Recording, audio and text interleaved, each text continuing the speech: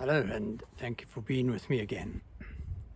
If you ever want to put a person off wanting to talk to you about spiritual growth or Christianity, you only need to mention the cross.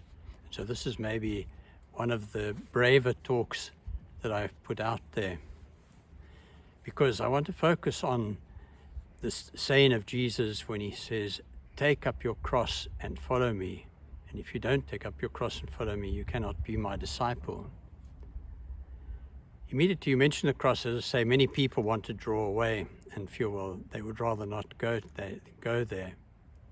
And this is because we see, first of all, we see the cross in a completely wrong manner.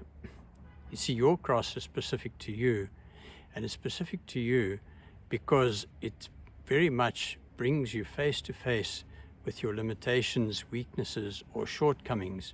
And that's why it's unpleasant to deal with, and that's why we feel that it is a cross. However, as always, this is not meant to be some sort of punishment or some sort of rigor that you put through to prove your faithfulness and so on. It's about your growth for you. We can understand this very easily looking at a practical thing from life. I'm not a particularly good tennis player, but I'm sure most of us know something about tennis. And now imagine if you were to get serious about being a tennis player and you were very good at a number of the skills that you need, but you had a weakness.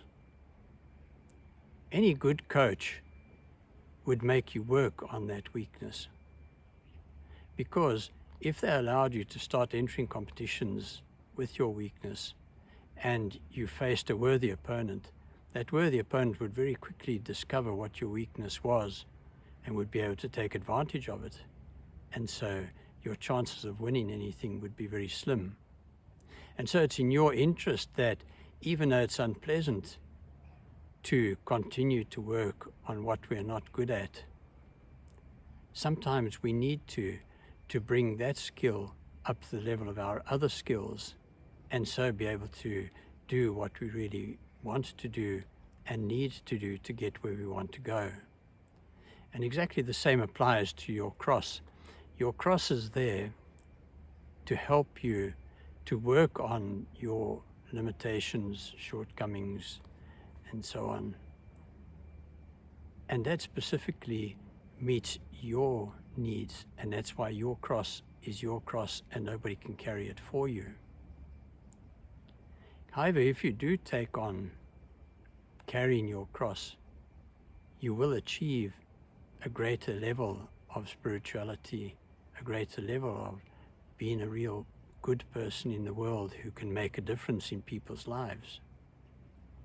It's interesting that if you speak to any religious person in the sense of a nun or a member of any religious community who live in community, they often have to face a difficulty that they get put into a house that belongs to their community, not necessarily of their choice, not with the members necessarily of their order that they would choose to stay with. And yet they'll tell you that the one who can bring about the greatest growth in your life is the one that you may find most difficult to get on with when you arrive in this new place. And this is exactly what I'm talking about with carrying your cross. Carrying your cross means confronting your difficulties and your shortcomings and dealing with them and learning to overcome them. When you find, for example, there's a person you don't like, learning to treat them in a Christian manner, learning to treat them with love, despite your natural sort of thing of not necessarily wanting to be their friend. And in so doing, you overcome what has up until then been a weakness in your spiritual life. And this is what carrying your cross is all about. There's a very important facet also that we need to remember, that the cross leads to a better life. A cross is not something that attracts us, not something that's appealing to us if it's a real cross. Even Jesus prayed that if it was possible that his cross pass him by, that his Father would please take it away from him. But, went on to say, but not my will, but thy will be done.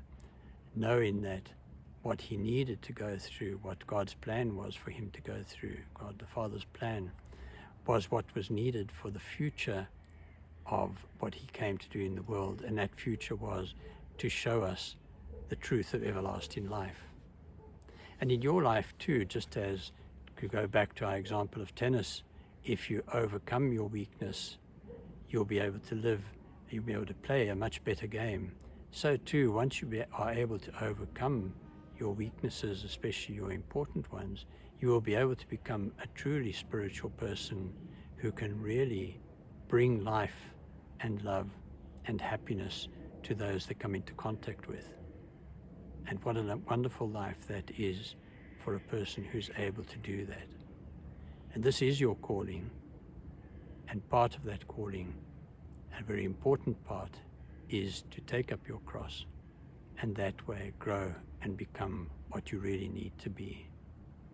And so I pray that you'll have patience with yourself and realize that this is your calling, that this is actually where you really will grow if you do take this path, and that in doing so you will find the joy that comes from improving, from seeing that the things that before were stumbling blocks for you no longer are.